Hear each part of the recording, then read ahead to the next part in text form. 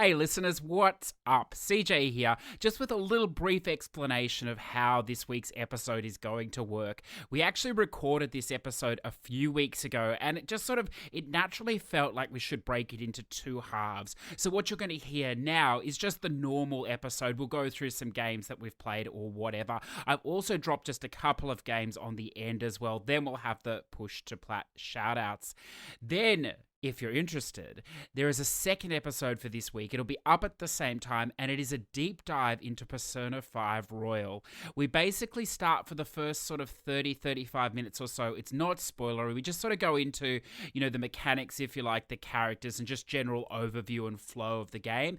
Then for the last sort of 20-25 minutes or so, we delve into the endings and a little bit deeper into the overall story and gameplay. So if you are interested, just be careful around that sort of 30-35 minute mark of the second episode that'll drop here, the deep dive episode, but I do warn you in that as well. So kick back and relax. Enjoy the show.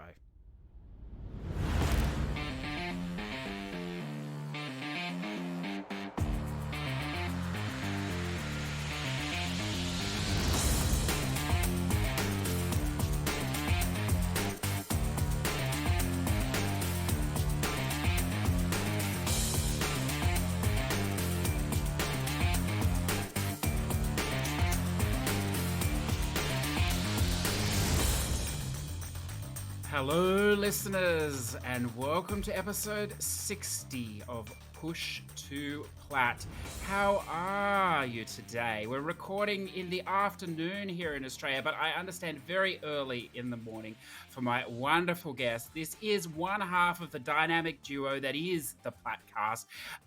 PlayStation-focused specialist, amazing podcast that's actually approaching its 100th episode. So if you haven't checked them out, now is definitely time to do it. I've even heard a rumor that they may be Shuhei on the 100th episode, but there's no confirmation or truth in that at this point. Of course, I'm happy to welcome today to Push to Plat ChernobylNinja. Dillan, how are you today, sir? I'm pretty good. Thanks for the very welcoming welcome. Yeah, no, you're fine. I keep thinking, like, I don't know this because you guys run a tight ship, as I've said before, and I said to Zach, but I like to wing it a bit. And so in my intros, like, I have a rough idea, but I always feel like I'm going to trap myself. Do you ever find talking on your show, like, I know you're a professional, so this probably doesn't happen, but do you ever find you trap yourself? Oh, dude, all the time. I typically just let Zach do the open because there's been a couple times where I do the open and I just ruin it and I'm just like, whatever, let's just go. Yeah, Like, that's it. It is true. let's just It's go. like it's like some people that come on, and I know not you, but some people come on are a bit nervous. I think before we start, and they're like, "Oh, do you get nervous?" And I'm like, "Nah, maybe the first 30 seconds because I'm pretty sure I'll fuck up the opening, but other than that, it's fine." So I Yeah. I, un- I understand. So look, it's been a long time since we talked. Last time we talked here, we talked JRPGs, I believe.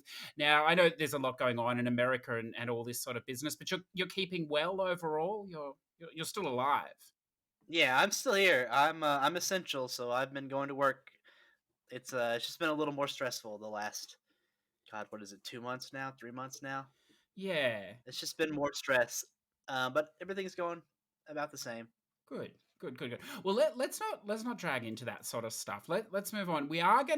Listeners, we are gonna do, like, I think it's gonna be a little bit of a deep dive, or maybe a little bit of a shallow swim, I suppose, on Persona 5 Royale. And Dylan, why do I keep saying Royale? Do you think it's because I want to make it more grand than it really is? I've been thinking this all day.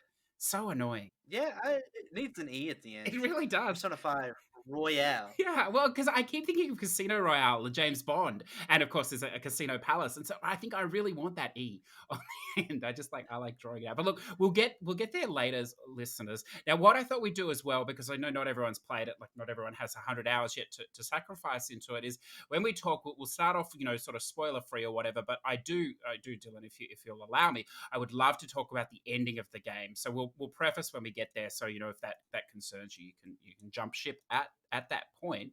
But before we get into all that, I'd like to ask you about this crazy thing you're doing with your Patreon here with your gold tier members. So anyone can become a gold tier member, but one of the perks is that they get to nominate games for you to play. It's a very novel idea. Now, I want to find out about your experiences with this over the last few months or so. How's it going? What are you thinking? Is there anything you love? Anything you hate? Please tell me. Well, we've just rounded up a year. Mm. Like I think February was a year of doing the Patreon, and so we just had our first renewals. I think we've had three. I've played. My general experience has been great. I mean, there's a couple of games where I liked the game, I just hated the platinum experience, or they're games that I haven't played before, or they're games I've gone back to look at. So like the first game we were assigned was from a patron, Deadpool Rick. He assigned me Final Fantasy 12, the Zodiac Age, and I haven't played that game since it came out in what 2004, Mm. 2006. I don't know when that came out actually, but I haven't played it since then. It was 2006. Yeah, I haven't played it in 14. Well, at that point, 15 years or 13 years when I did it last year, and it was nice to go back. It also helps that it was very cheap at the time. It was only like $20, and it was fun to go back and do that because I never got to finish the game. So there's some bullshit in that game. There's some bullshit in that game, but There really is. Yeah. It's a little similar to the game we'll talk today, I think, later. But I found with that game, I thought I was near the end, like I'd done most of the stuff or whatever else. And I think I hadn't done a lot of the hunting board and the elite hunts in particular with that guy you've got to meet or whatever and take those things. And I was like, but I thought, oh, that's not going to take too long, and there was something else I hadn't done either. And it took a long time. I had no idea there was all that involved in the dungeons and being there at the right times of the day and whacking something 40 times, all this sort of garbage. It's a yeah, time sink, that game. It really there. is. I know that there was something that I was supposed to do with Gilgamesh, and I don't remember where it's at on here. But I remember there's defeating Gilgamesh. But I remember I had to steal every one of his armor, which you fight that guy Mm, like 7 times, and each time mm. you fight him, you have to steal like I think the armor that you can steal has like a 3 or 5% chance of being stolen. Yes. And so you're just sitting there hitting steal, steal, steal, steal, That's right. steal. Look, I can't. The thing that is clearest most in my mind about that experience, of course, is the wonderful mini game. I mean, so many wonderful mini games in Final Fantasy, but the wonderful concurrence mini game there with that one, that trophy. I don't know. Are you one of these people that got it first time, Dylan? It was no issue. The 7 chain or 12 chain or whatever it was. Oh, there's no way. Like I'm pretty sure I got it. Like it took multiple attempts and me getting very irritated at the game. But I mean, there's other games. I mean, I played Bulletstorm. I had to get the platinum for that. I like the game enough, like by itself, just playing through it the first time. But the platinum experience is terrible. There's so many like ridiculously hard trophies. Like where was the one that had the most trouble with it? What is it called? I had to basically light an enemy on fire and then pull them into water without them dying while being on fire. It was extinguisher, yeah. I had to kill 5 enemies in one way by setting them on fire and then pulling them into water before they died by being on fire. Hmm. Okay. It Well, was awful. see, I just those sort of things terrify me. So Yeah. I don't know. So what I want to ask you then about this is obviously you play other games, games that you wish to play as well as these wonderful selections that are thrust upon you.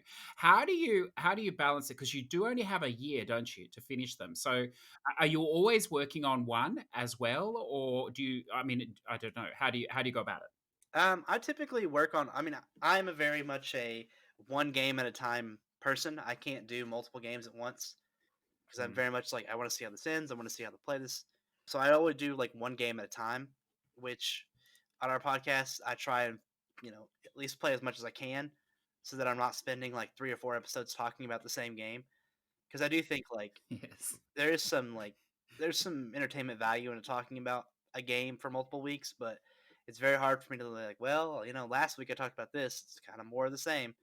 But so I typically try and play at least a new game every week. Yeah. Yeah, I mean that's even that can be taxing because the problem is Oh, it's you awful. is you finish your games. I mean, it's very easy when you only play the first 5 minutes, Dylan. I mean, you can play so much in a week, Yeah.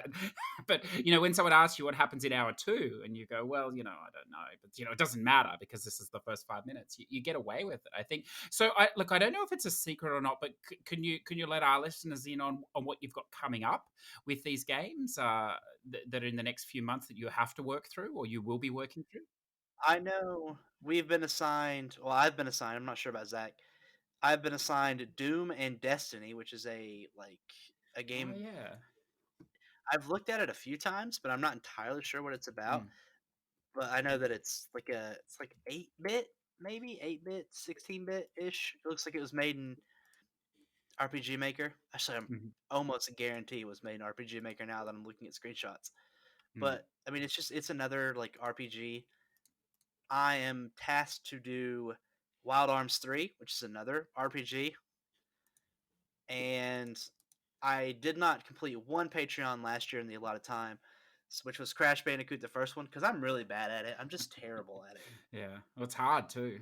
and it's very, very difficult, Mm, especially getting all the relics that I need, because I have to basically like get the highest ranking in each level in this speed challenge. yeah, yeah. You actually said And before we started recording, you called it the Dark Souls of platformers, which I think platformers, it is. I think that's fantastic. So that's a game I'll never touch, but Yeah. And so because I didn't have to complete that in time because I lost track of time, like it's not an excuse, but I lost track of time and like the whole world caught fire for a little bit there. Mm, I told him I would do it again this year, and he would get to add a game onto that game as well as pick another. mm. So he picked. I know I'm doing Crash One, Crash Team Racing, and the third game that I am blanking on real hard right now. But I actually don't think he gave me the game, so that's fun. Sounds like this guy is trying to bury you. You want to be careful there how much of a rope you give him. I think he may end up stringing you up with more than you can handle. Well, that's cool. I like that. Yeah, and I like that you're working through them. I think there's something for me to learn there, perhaps, listeners. I don't know. We'll see. I think we'll see. But look, we've done the compulsory like whatever section of this podcast, because it is whatever here, Dylan. It's a loose ship, really. But what I want to get into, because I'm looking at your trophy card here, it's interesting, particularly because of this recent thing that you platted the other day, the council.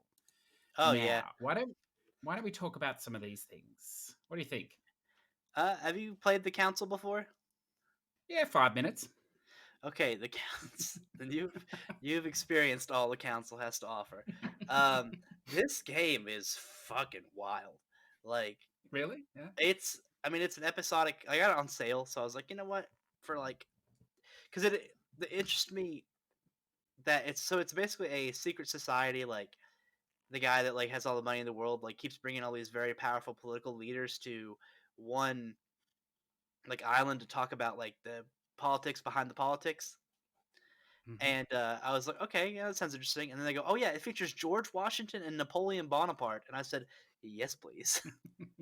I said, absolutely. This is like I've played a lot. I played a little bit more than it was by a French developer, and I remember it came out episodically, and there was a little bit of a fear perhaps that not all the episodes would come out because it is a small studio or whatever else. But I mean, Yeah, it did all come out, and it's their only game too. yeah, that's right. It's quite an impressive achievement, and it's almost like, I know it's not a Telltale game, but it's almost like I think what I would have liked Telltale games to be, in that the choices do matter, don't they? There's branching paths in this game as well. So, yeah, what's the platinum like in it though? The platinum is pretty straightforward. You do chapter one, and like so there's let's see, there's one, two, say one decision, two decision, three decisions, four decisions really that are like you get a trophy for doing the right decision, and you get a trophy for doing the left decision.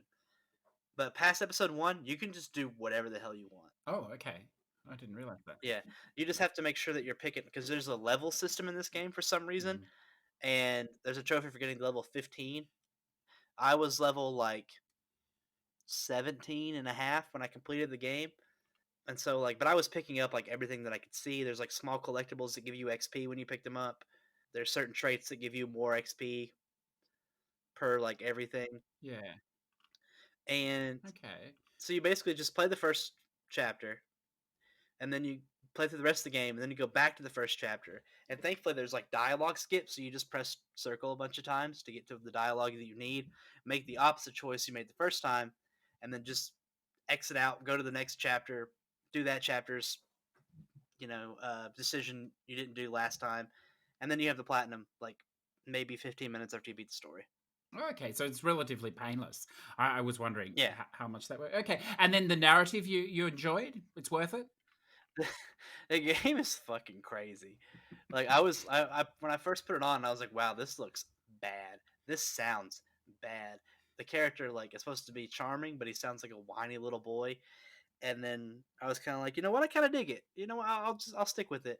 And then it goes from like, okay, this is kind of interesting to just banana pants crazy.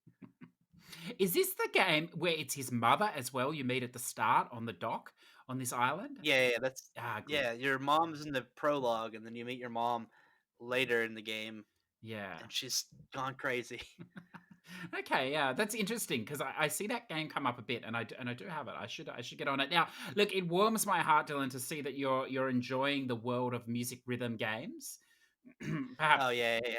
perhaps choosing the easiest possible entries is whatever, I suppose, but that's up to you. I mean, they're also Persona games. They are. So what do you? I mean, what I'm interested in asking you here. Obviously, you've enjoyed them. I mean, you smashed through three in one sitting, which Hmm. that's quite impressive. What is because you've played these Persona games, the mainline games as well. Hmm. How's the? Does it? I mean, it must enhance the experience, does it? Or did you find? I, I'm not sure if it would enhance the experience. It's just like supplementary. Hmm. Like, and it's a supplementary in a way that I enjoy, unlike the Persona 4 fighting games, which are just fucking stupid, like stupid hard. Hmm. Like Hmm. the Persona 4, the PS3 game, is got a 0.38% platinum rate, and like if you just look, all the trophies are like stupid hard. Like there's a bronze 1.1% trophy. Yeah, that's It's just dumb hard. yeah. And then the dancing games are just fun because, like, I've talked to Zach about this. One of my favorite things besides the story in Persona, arguably, is the music. It's like the second strongest thing in the game to me. So I love the Hmm. Persona series because of the story, and then the music, and then the gameplay last. Because I mean, it's just turn based. Yeah, that's right. Yeah, okay, that's interesting. And then now you've played three and four. I mean, four is obviously the original one. Three and five came later. Yeah. The core structure changes as well. In four, you have a VNS style story at the start, and Hmm. then the rhythm game really breaks down afterwards. And I mean, there's a little bit of a grind, but it's not too bad or whatever for the money. It's just really playing the songs. In three and five, it's a similar format though, where you work towards unlocking, I suppose, little character vignettes in their rooms. Really, isn't it? Hmm. How did you prefer 3.5 over 4, or did you like the story Um, in 4? I liked the original visual novel story in Persona Mm, 4, but I can't really see that in Persona 3 and 5, because the Persona 4, like, it fit very well that, one of your main characters is an idol mm. who's trying to get back on her feet, and the whole visual novel is about her getting back on her feet, and, she needs backup dancers, so here's the whole reason why it's a dancing game. Yeah. And then 3 and 5, they were just kind of like, let's just do it again. Yeah, no, I can understand that. Now, as I alluded to, these are probably the easiest of rhythm games that you can play, but there is a nasty, disgusting, and dirty cheat that you can use as well by I believe setting the modifiers in a certain way and then just belting the crap out of the face buttons. Did you partake in that at all? Yeah, yeah, I sure did that. I sure did that because there are like the all night mode, which like I got really good at playing on hard, Mm, and like some of the songs I could do in all night, I just got tired of like getting my ass handed to me if I missed three yeah. notes and failing the song.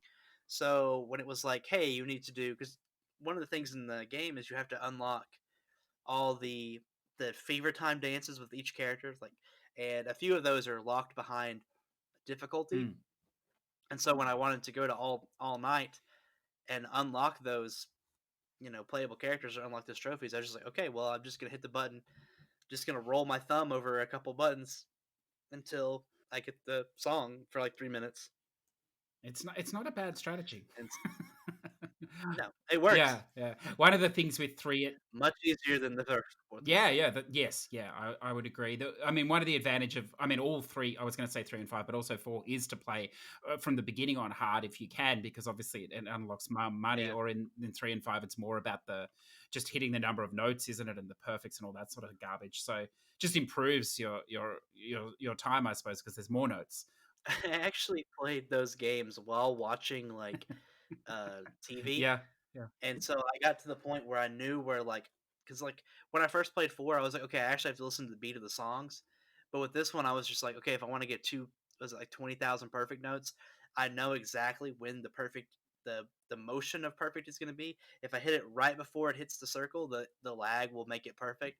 So I was literally just watching the outer ring yes. and not really paying attention to notes, just waiting for them to hit the face buttons. Yeah, I mean it is a really approachable series if you're not used to rhythm games. And one of the great things is, I mean, the other major player, I suppose, the Hatsune games, they're great, but they're just so much grind in them for the platinum, and stupid grind, even non-rhythmic grind, like Yeah. touching the characters, and patting them, and garbage like this as well. So and then, I mean, on the flip side, you've got some great alternatives as well, like the DJ Max series, which is fine if you're like a human octopus or something, or even this Yeah. NY Sync game. You probably haven't heard of this. It's a really wonderful anime is all get out rhythm game, which has some really beautiful songs, but the requirements for the trophies, it's just crazy hard, because you have to play 6 and 8 lanes, which is a shame. But yeah, it's a great series. Have you done 5? I can't see it. Or are you going to do 5? I haven't done 5 yet. Okay. I took a break between them just to have something else to talk about. Yeah.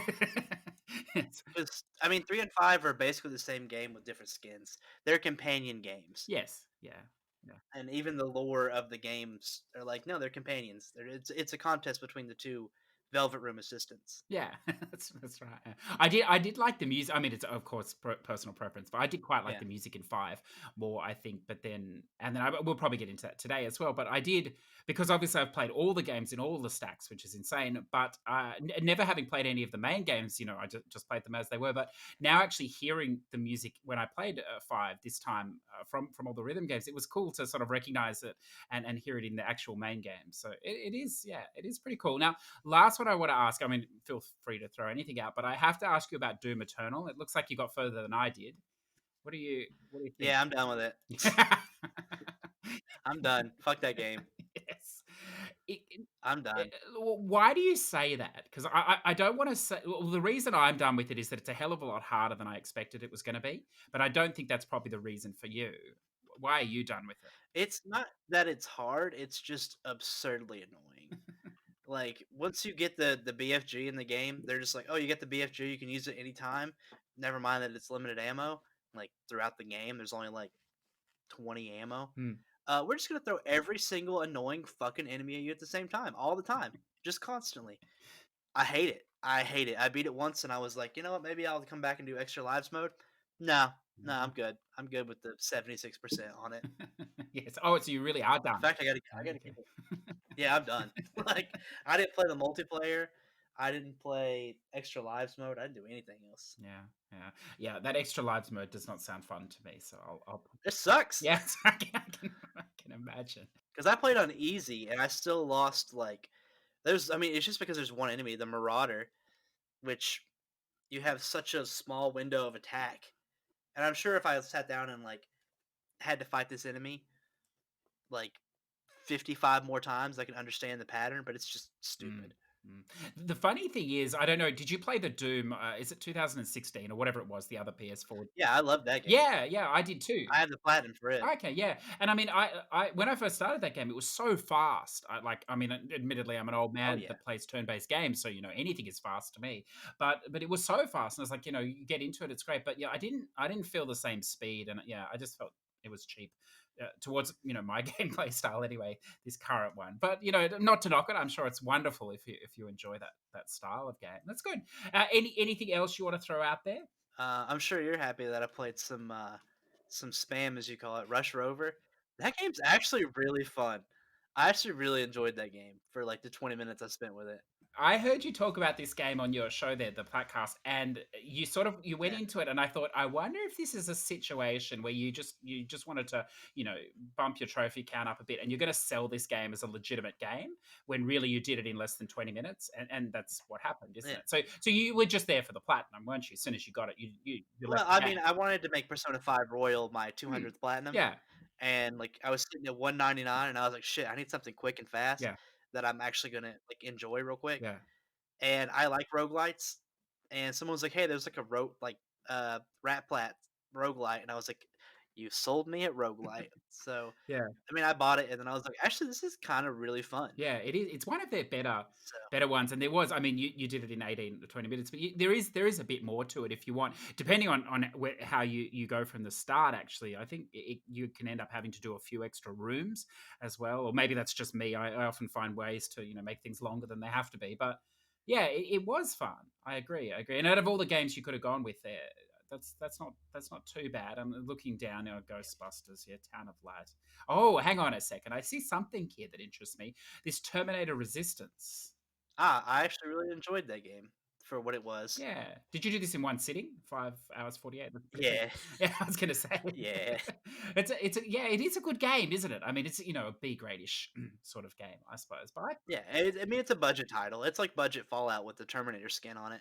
yeah, yeah, it's I mean, I got it for like $12, so I mean, I can't really complain. no, not at all. I mean, this is a game that came out licensed at full price and dropped very quickly. Yeah. So it's definitely the way. Oh yeah, it came out in the States. It was like I think it was January. Mm, mm. Yeah, it's only new. It has a wonderful trophy. I don't know if you remember it, where you have to open the door, and the door's just in the middle of nowhere. I think it's one Yeah. of the few missables. That's good. And then look, the only other thing, because I'm not going to touch this Red Dead Redemption 2 because no one is interested in that game, even you, by the look of it. So we'll. Well, my friend is borrowing it right Oh, now. I haven't played since February. yes, that's a good one. I'm going to go with that. Yeah, my friend is borrowing 3,000 of my games. That's why I don't finish anything. So Yeah. I mean, we switched. I'm gonna give his Doom back here in a couple yes, days, yeah, yes. so it's out of my apartment. With love, I can tell. I can tell.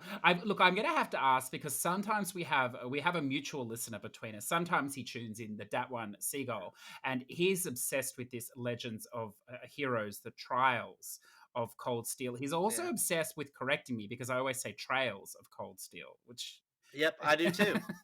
it offends him greatly, which is fair enough because he is correct. I see you've done some of this Yeah. game. These are massively grindy games. He speaks very Yeah.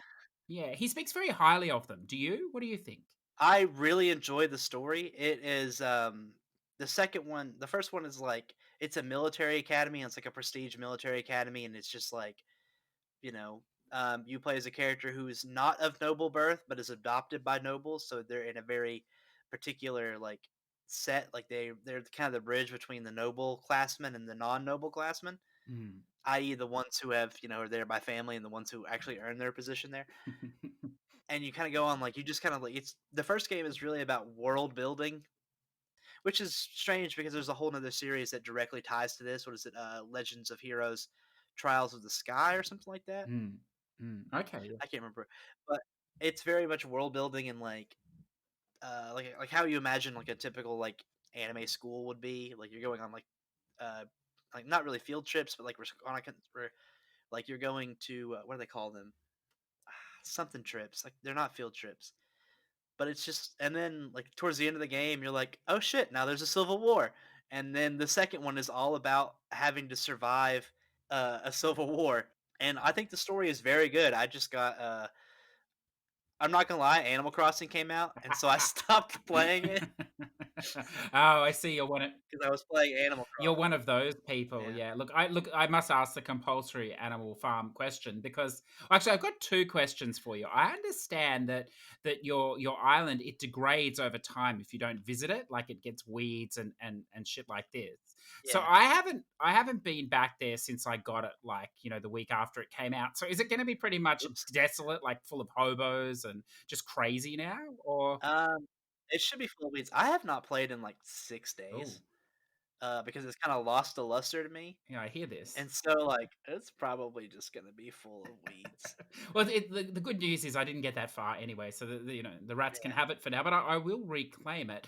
My other question, of course, is the price of turnips. Did you succeed on the market or did you fail like I me? think that's also what like kind of knocked me off because I'm in like I have all of my friends from different friends groups all play the game, and so Mm, I'm at a nice fulcrum of like three different groups of people playing.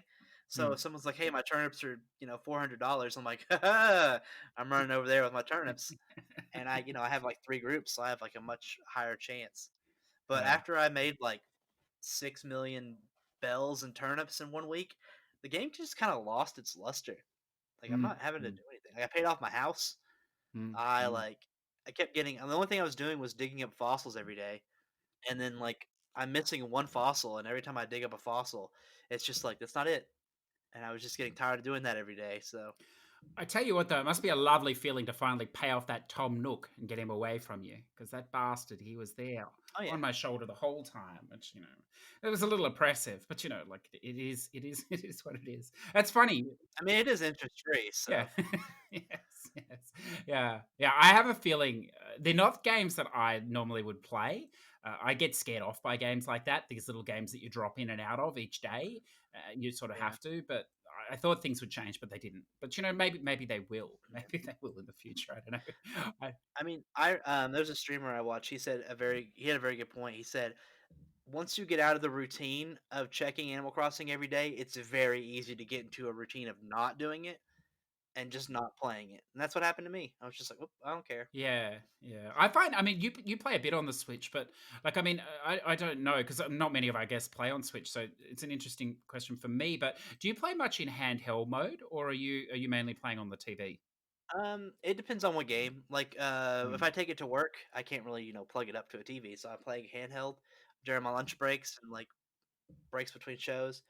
But if I'm playing at home and I, if I'm playing a game that I really want to just sit down and relax, or just if I'm playing Smash Brothers, I'll play on my TV. yeah, yeah. It strikes me as the perfect game for handheld, but Yeah. The thing I don't like about the playing Smash Brothers in handheld is the Joy Cons are nowhere near the ideal way to play because mm, the sticks aren't very directional. They're very loose in how you can roll them. So if you're trying to like mhm. press up, you can accidentally press like left instead because of the way the controller rolls. It makes it very hard to do fighting games. Okay, okay, yeah. Pro controller is much better. Oh, it is. It is. Yes. Yeah. Look, I mean, some might even say, including myself, it's better than the PlayStation controller, but it's very I subjective. do like the Pro controller. Yeah. Yeah. Yeah. It's heavy. It's really heavy, and the battery life is like 4 days straight. Oh wow, I didn't know that. Yeah. Yeah. Look, I've never. It's very long battery life.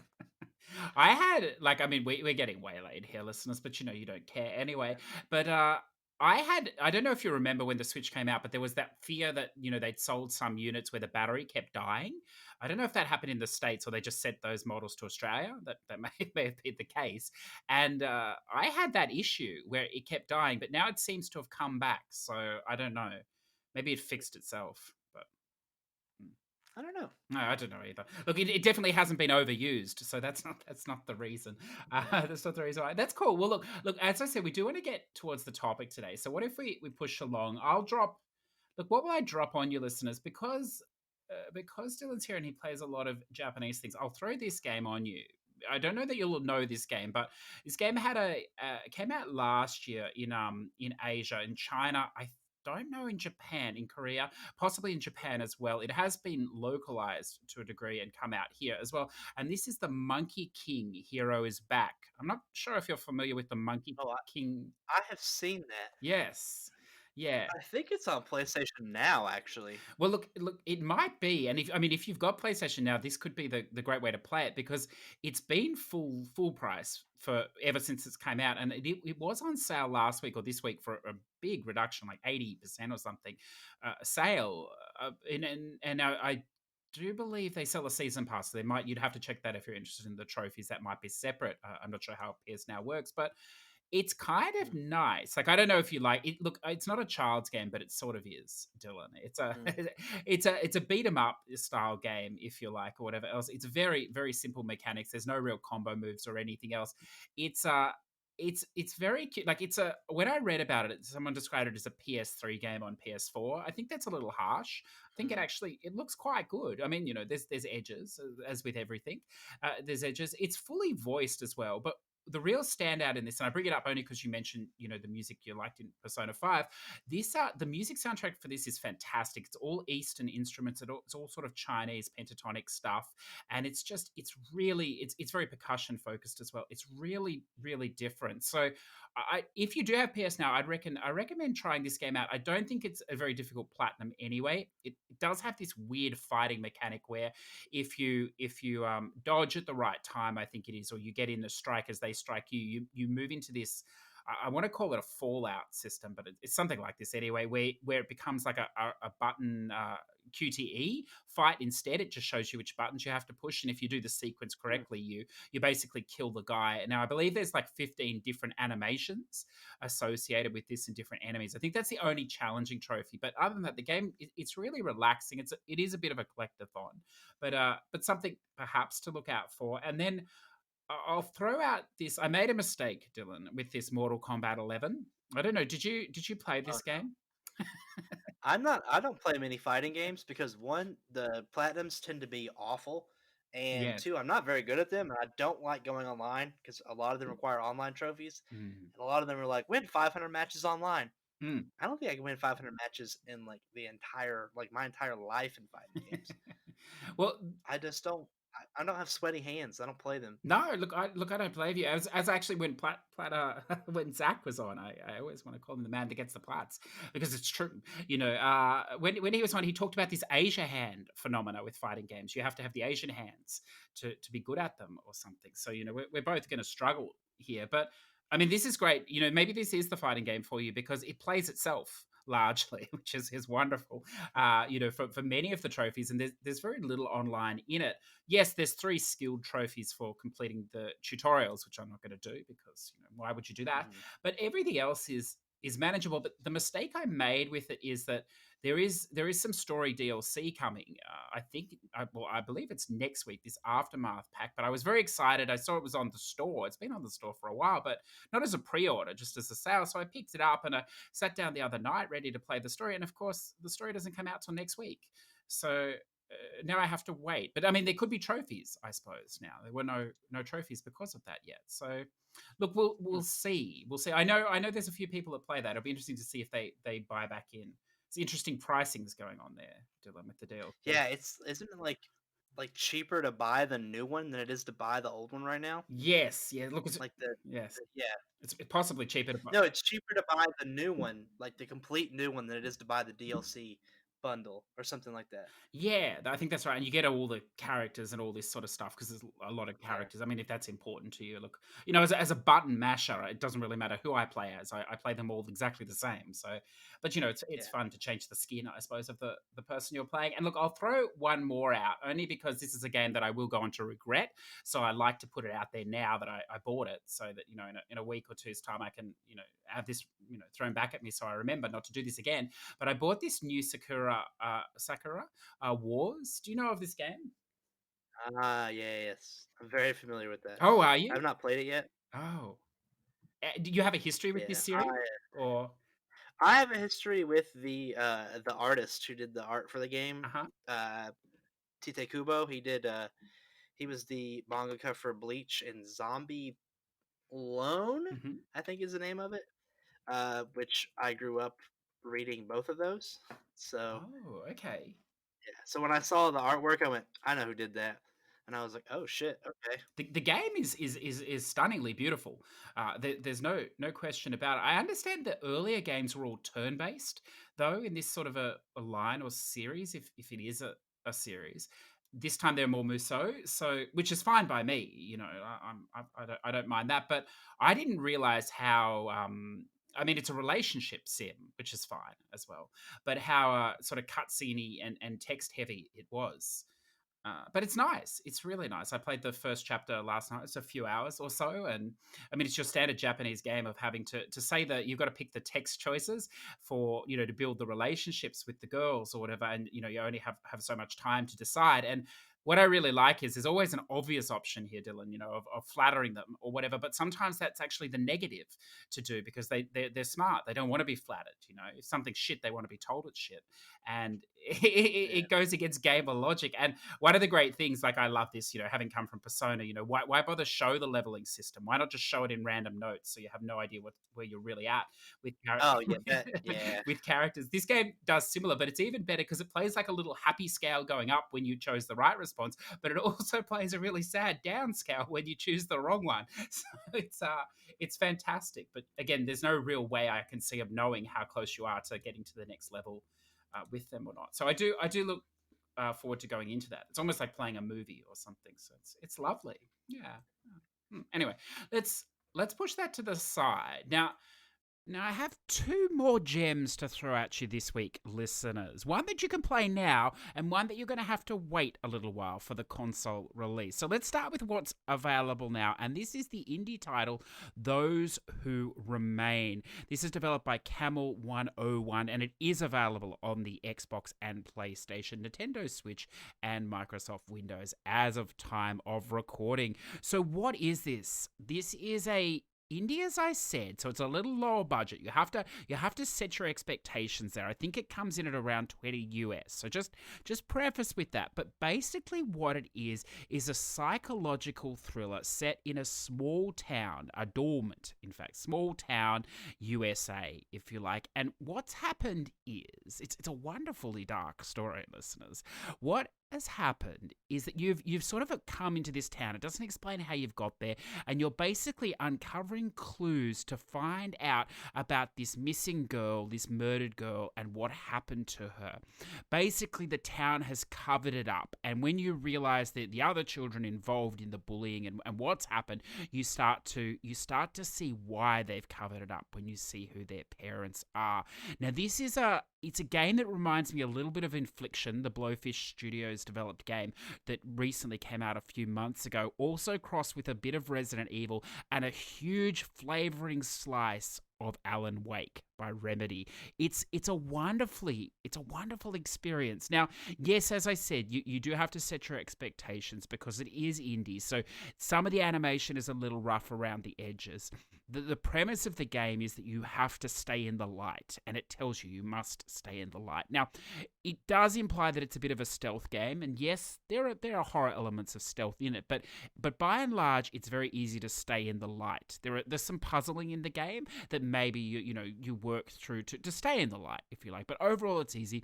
What you can see are these menacing figures, almost silhouettes, sometimes just eyes with machetes and things that will get you if you move out of the light. Now, yes, it's not that terrifying, but one of the things the game does very well is it has little episodes sort of slotted into it where you have a almost Mr. X-like Resident Evil figure that chases you through certain sections. So there is that intensity, and I've definitely found it. I'm not a massive fan of these high intense sort of games. I found that it's just a nice mix. Now, the game is also absurdly strange. It's got elements of almost layers of fear in it as well, as it pushes through with, the doors and the things. And I got to a section, last night, obviously no spoilers, listeners, but I got to a section last night where I was in this corridor, very long corridor with doors that wouldn't open and a radio, and you turn it and then you make your way down the corridor, right down past all these doors to another radio. And then the corridor sort of spins, I'm always getting elements of control here, if you like, in that music level, but amazing. But the corridor sort of spins, and then you end up following these corridors and doors, and you actually have to go in reverse and forwards. And it sounds complicated, but it's really not. So it's very mind-bending as well. Now, from a trophy perspective, I think it will go on to become a bit of a spam game at some point. It does require 3 playthroughs, although there is a place in the game early on, Mark's house, where you can make a save. Basically, how the trophies work are they're aligned with the decisions in the game. So you have to decide whether you'll absolve or whether you'll sort of condemn each of the people after you've found clues and solve various little puzzles to get to them. each of these sort of snippets or levels can take anywhere up to half an hour, because sometimes it's a little, even though it's linear, it's a little unclear where you're supposed to go. But that's the thrill of this game, and the enjoyment is in the exploration.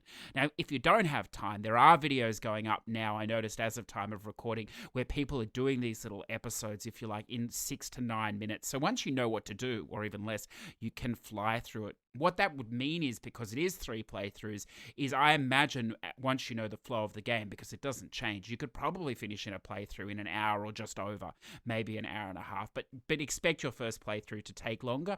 I'd say conservatively around 8 hours all up. There are a couple of miscellaneous trophies on decisions making, but because you've got to play it, at least 3 times to choose the different combination endings, you're going to naturally get those. There is a wonderful guide up at NOFS. Unfortunately, it will not tell you how to play the game, but it'll at least highlight what you need to watch out for the trophies. But look, it's one that I suggest, with tempered expectations. If you like Resident Evil, if you liked Alan Wake, I think this game is definitely worthy of your time and worthy of a look. Now, the next game that I'd like to talk about, and I will preface this that the developer here did send a code for this game, but it's a game that I've talked about a little before, but I've been following for some time. It is an FMV game. It is, of course, Dark Nights with Poe Munro. So this game will release on consoles later this year, but at the moment it is only on PC. But you can play it there too, listeners. I did. It wasn't so bad, surprisingly. There's PC Master Race. Maybe there is something to it. I don't know. But what can you expect with this game? Well, if you're familiar with Deveki Studios, their previous work, you might be thinking of Dr. Decker. You might be thinking of the shape-shifting detective. Well, you're gonna have to change your expectations a little, because Dark Nights with Poe Munro, it pushes the boundaries of the FMV. Gone are the text choices where you just pick a random text option. Gone is the need, Dr. Decker style, for a keyboard where you type in options. Now they're all time decisions, but they're decisions for more movements or actions within the scene. So it makes the whole experience flow much more like a movie. In fact, because it times out naturally, you could in fact watch it as a movie if you like. It's going to take, I'm going to conservatively say, around 2 hours or so to play. I'm not sure of the achievements. I didn't really look into that, although I noticed a few of the pesky ones did pop up on the corner of the Steam browser while I was enjoying it. So it does come with 6 chapters, and it's the one of the great things about the FMV genre is its cheesiness, and it's characters leaning in and actors leaning into the cheesiness. What I like with this pairing here is that they just fantastically well suited. I mean, they're rehashing their characters from the shape-shifting detective, so they're at home with their characters already. It's just a wonderful performance, I think, by Leah Kernard and Clemens Coring. So I highly recommend that if you do have a PC, that you check it out. Otherwise, I'm sure you're going to check it out when it does come to console later on. The premise of the story is that they are running these late night radio show where people call in. It becomes slowly more and more strange. It devolves as their life is threatened. But is it their lives that are threatened, or are one of them threatening the lives? And that, listeners, is what you will discover. What I liked is that it keeps a foot in reality for most of the way, but by the time we hit chapter 6, that foot has dissolved firmly into a lovely cheesy mix of sort of, horror and just suspense and just ridiculousness, which they, as I said, lean into so well. If you are a fan of their previous games, there's actually a chapter 5, I believe, which is very much in dedication Dr. Decker. You end up back on the couch and you have a play there. So it's wonderful, fan service as well to their previous games. It was a pleasure to play this game, and I look forward to playing this again and platinuming it, hopefully twice, if it does 2-stack like the shape-shifting detective did. And that was Dark Nights with Poe Munro.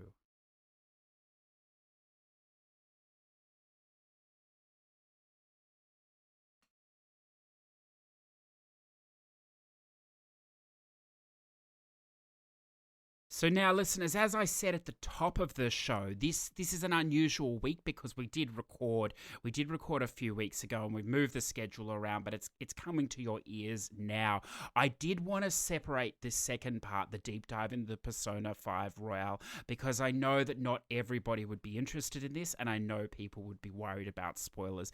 As I said at the preface of the show, the good first 30 to 35 minutes is really just generic talk about the different characters. It's talk about the gameplay and the flow. There are no real spoilers in there at all. From that point on, though, we then devolve into the story and into the meatiness of what is a massive JRPG and also a staple of the current console JRPGs. So if that does interest you, you can meander straight into this afterwards if you like. And as the game likes to tell us, take your time, sit back and relax. But before we wrap up for today, we do have the Push2Plat Platinum shoutouts. Remember, listeners, if you're listening, you're like, I deserve a shout out for all my work. I want to get a shout out as well. Well, you can, and it's free as well. It's a fantastic bargain, free, and you can. What else could you want? You can post your pictures, your platinum pictures, in the Push2Plat Platinum Club on the PSN, a free community, or in the Discord, if that is easier. There is a separate thread. And of course, the Discord link is in the show notes. Come and say hi if you like. But let's jump into the people that have this week. And we start with Patreon producer Redbeard Rick. And look, he's been busy. I understand he had a few days off work and he's used it well. He's invested his time here. Let's see what he's done. Number 146, Saw. Well, what a fantastic movie franchise. The PS3, I never played this, sir. I have it. I've thought about it many, many times. I've heard that it can be a bit janky or whatever else, more so for the trophies, but, that wouldn't concern me. But for the overall experience, I'm interested, and it's great to see that game is still getting some love. I believe there's more than one Saw title on the PS3 too, so I don't know if you plan to carry on and continue there, or if one was enough. Number 147, Harvey's New Eyes, used another great text guide here from Mindy. So a wonderful point and click, a beautiful point and click that I have not actually got to yet. So excellent. 148, talk about FMVs. Well, we have the Complex, well, from a different company, admittedly. It's a great FMV. Up until I'd played Dark Knights, it was the most enjoyable VN that I'd played for the systems, especially for the multiple playthroughs and the skipping. But I think my opinion has been trumped. But it's a wonderful and very, very apropos with its dealings with virus at this time. 149, I told you he's been busy. Jurassic the Hunted. Imagine Terminator Salvation, but with dinosaurs of cybernetic organisms. There you go. I've never heard of that game, so it's fantastic. And then a massive big milestone here, number 150, GTA 4. Look, I think that is a highly ultra-rare game, so it's a bit of a mistake. You may choose to hide that, as we've said before, Rick, into the future once you've got your recognition that you so deserve from an ultra-rare platinum, sir. Congratulations. Boston George is back, not with the platinum, but with 100% completion of the Fallout franchise, and currently number 7 at time of doing it. Probably be quicker to platinum almost any other game than to complete that DLC, from what I understand. But well done, sir. That's a massive achievement. Renelchi, number 150, Aliens vs. Predator. Congratulations, sir. Oh, that's another milestone. Everybody's hitting 150 today. Congratulations on the milestone there, sir. Aliens vs. Predators. JB Trophy Hunter 1975, 147, Daggerhood, the fantastic spammy Daggerhood, all 10 to 15 to 20 minutes of it. Congratulations. So Teresa's back with Maneater. Experience no trophy issues with current patch. Bone upgrades are OP. That's fantastic to hear, because I've been sitting on the fence on that one, and I know everyone's been enjoying it and loving it. It's not what I expected, listeners, and I'd love to hear what you think of it, but it's hilariously mockumentary. It's just as a shark. What more could you want? Our next person, Squarehead, I've been told to say in a Macedonian accent. Well, I'm sorry, Squarehead. You're gonna get it. You're gonna get it in an Australian accent, my friend. An Australian accent. Hopefully that's okay for you, because that was a little painful for me, listeners. I apologize. Number 35. Oh, it's a classic. An absolute classic here. Goosebumps. You can't platinum me. That's, it's well done. And I'm continually told without Jack Black. So fantastic. Well done, sir. Broken Trojan 843 is back with number 11 this time. Time to put things right. The platinum name there. Congratulations, Stir.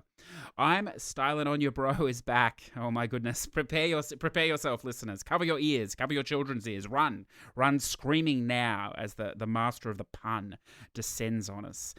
Number 214, Car Mechanic Simulator. Oil, tell you what, it was a shock how exhausting this simulation was.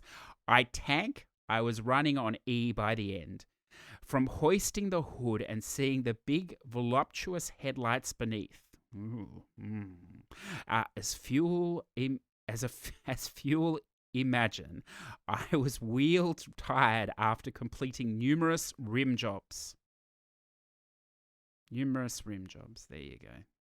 It's something else. Lest I forget the turbocharged feeling of being covered in lubricant, clutching the crankshaft, again, not the first time you would have done that, sir, over-talking and busting the nut as I jerked the crankshaft off the vehicle. I mean, I could edit that and try and reread it, but what's the point? It's just, it's something else, isn't it? It really is. I'm convinced, listeners, he spends more time writing these things than he does platinuming the games. But it's fantastic. And it makes me wonder where you're spending your Friday and Saturday nights. I think I visited that club a few times in my youth. But well done to you. And then our last one for this week, listeners, Cool Kid Joe, number 400. It's a massive plat, 400. Look, it probably took him a couple of days to get to 400 from his 380 the other week. So he's still on fire, don't worry. And it is Life is Strange PS4. I understand he talked to us on Level Cap this week that he had something else planned, but it was just taking too long for the man. He doesn't have time to wait for the plats. He grabs them and moves on. And that is what he's done there with a massive 400 milestone. So listeners, it's been a pleasure as always. I know there is a lot of things going on in the world. I can only wish you to stay safe, stay happy, and good luck, I suppose, as well. That's all we can do. Thank you, as always, for listening. I hope perhaps we've provided some sort of a diversion to life in general at this point in time. Remember, you can help us out by spreading the word, telling people, or subbing to our YouTube. Push2Plat is found on all good podcast providers. Have a wonderful week. And if you do so choose to join us now for a Persona 5 Royale, then welcome, sit back, and relax. I'll catch you next week. Push2Plat podcasts are conceived, written, and edited by CJ Anderson in Adobe Audition. YouTube upload handled by repurpose.io. Push2Plat would like to thank our Patreon producers Zador VP, Redbeard Rick, T-Bird, and Olcero.